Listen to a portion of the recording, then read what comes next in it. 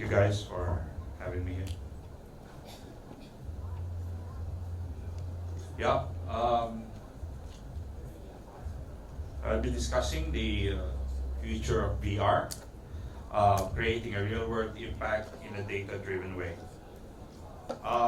Maybe you're wondering why Mercedes-Benz is here right now, automotive technology, and now discussing about VR. I'll tell you what we have built within Mercedes-Benz that could be of value to this industry. So today I'll be talking about the exciting future of VR and how we can harness the power of data and AI to create a real-world impact. So with that, without further ado, let's begin. Okay, so sorry, I have very bad eyes. Okay, so data and AI are the two critical factors to drive innovation in the industry, or any industry, not only in VR industry, not only in healthcare, but in any industry. Yes or yes? Yes, right? Yes. Yeah. Because data is also, because of that, data is also the critical factor for VR in that matter. But to harness its full potential, data has to be shared. It has to be shared by any organization, that by many organizations, for each industry to thrive in their innovation or in their AI.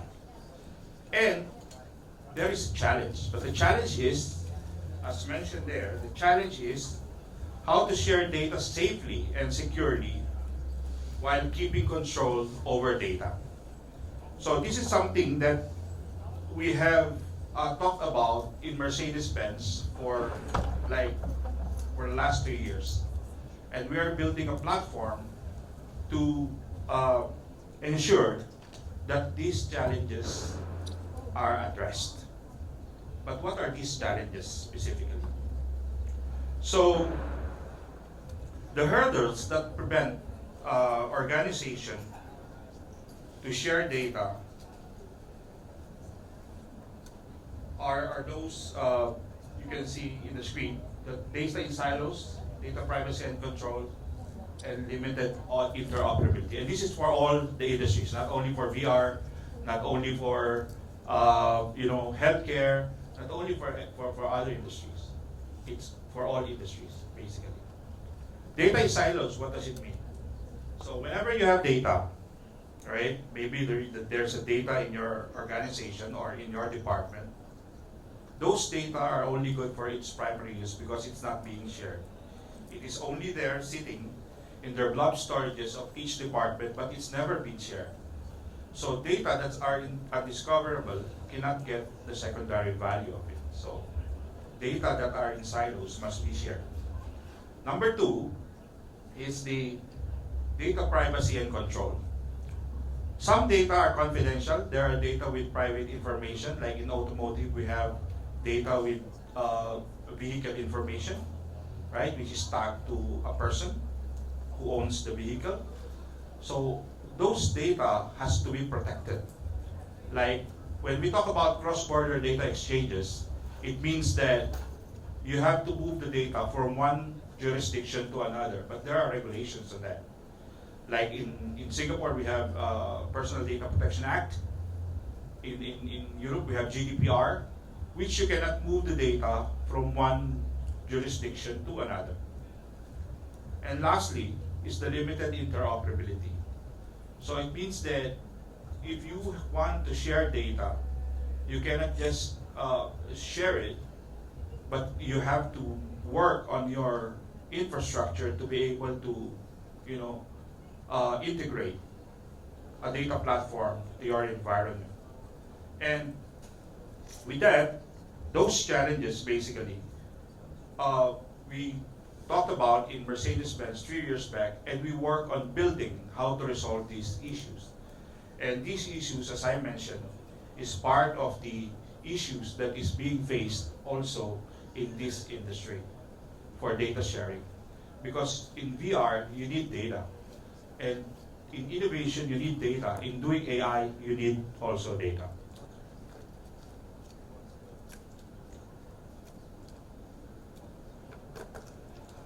Okay, so now, in Mercedes-Benz, we have built this product called Accentric. This is actually a next generation data exchange platform to address these challenges. So, Accentric basically is a data exchange platform. It's a data marketplace wherein enterprises or organizations can share their data securely, transparent, and to tell you the features that we have is that Accentric is a decentralized infrastructure. What do you mean by decentralized infrastructure? Normally, if you have to share data nowadays, you have to put the data into a central infrastructure. So you have to move the data into one central storage. Now what happens to the company when they are moving their data to a central storage? So it means like the data is in another organization's environment. I will not tell any company name, but there are companies who has this data sharing, but you have to put your data into the central location. So the data owners will lose control over their data. So what will happen if it's a healthcare data, right? Let's say, for example, it's a healthcare data, it's a patient data, that will be put into a central repository.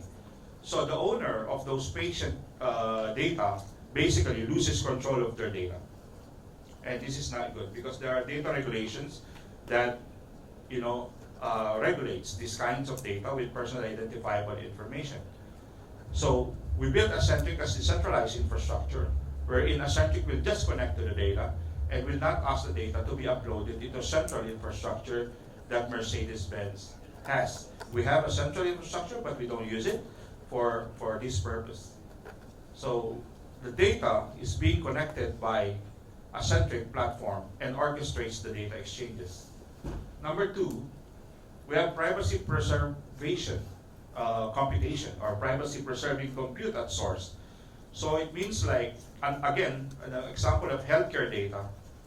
If say for example the patient data owns by a hospital or a healthcare organization, Accentric will just connect to the data on that organization and run the computation at source. So it means that the data is still in control of the data owner, right? So the computation is happening on the organization's environment. It never went out of the organization's premise. So say for example, we discuss about cross-border data exchanges. Say for example, you need the data from EU, from Europe, right? And then you want to bring those patient data in Singapore. You cannot do that because you'll breach GDPR law, right?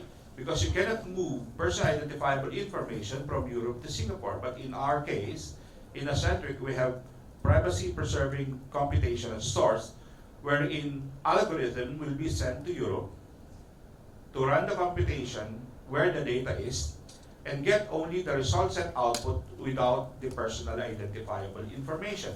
So you are adhering the GDPR regulatory and your compliance with the GDPR regulations. Number three is the fine-grained permissions. So if, again, a healthcare example, if there again they have a healthcare data, but they do not want other organizations to have access to their data, they can do so in our platform. They can select which company, which country can only access the data on the data asset, up to the data asset level.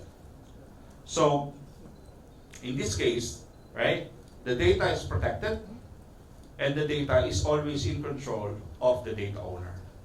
So, our platform, Accentric, built by Mercedes-Benz, does not hold the data, does not store the data, nor access the data. So, in this manner, organizations will be enticed to share their data because it's secure and transparent.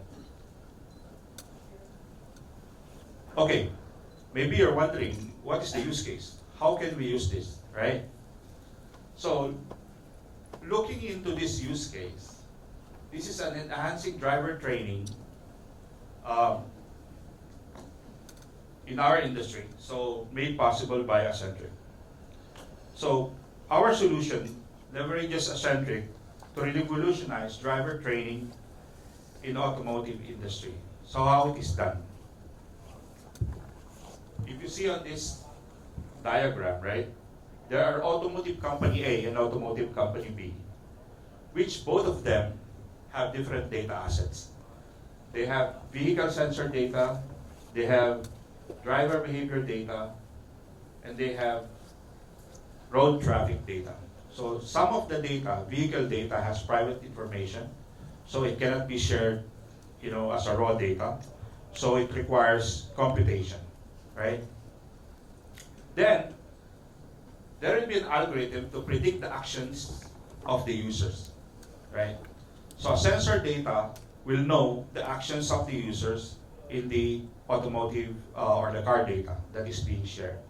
So it means like, if you're doing VR, you know what are the actions of the drivers or the users in a certain situation, which the VR can also use to predict those actions as well. And then there's a road traffic data, right?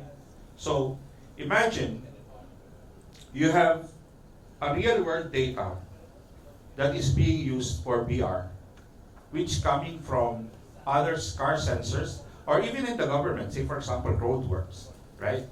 So you have a real data and you're running your VR through the use of real data, right? And that is only possible if organizations are sharing data in a platform like Accentric.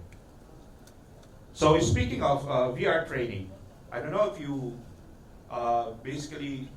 if you watch this one movie, which I've seen in Netflix, this is where they are using the gamers who's driving a race car to race in the real world. Imagine if that is in VR technology, right? Just imagine, what do they have in that movie that they didn't tell us, or at the background of it, they didn't tell us that they use a lot of data basically.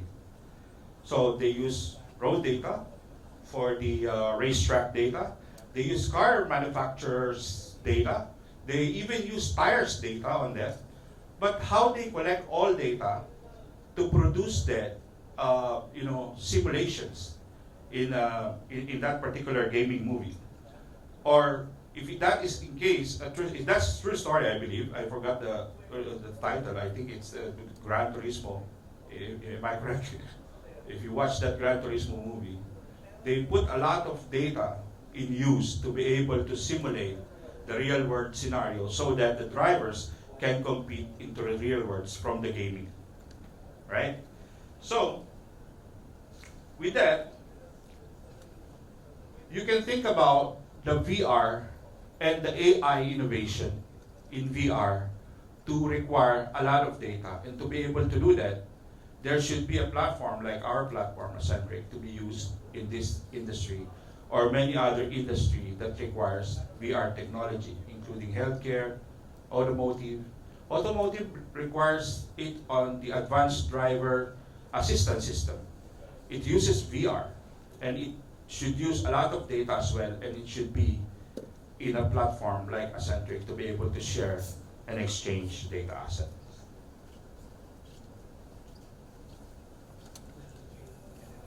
Right, so Accentric unlocks the full potential of your data and drives innovation in VR. So that's the conclusion of this talk right now.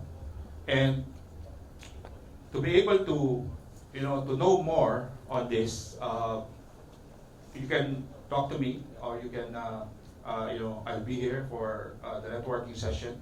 And you can also scan this QR code to follow us in LinkedIn and check what we are really doing in Mercedes-Benz with regards to this Accentric platform and how it can also impact your industry, not only in VR, healthcare, automotive, and many other industries. Thank you very much. I will take a question. If you have some questions, you can raise your hand.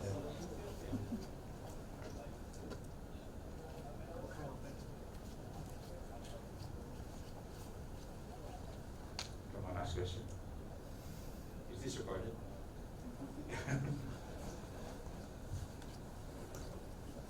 Okay, if there's no more questions, thank you very much. You've been a good audience.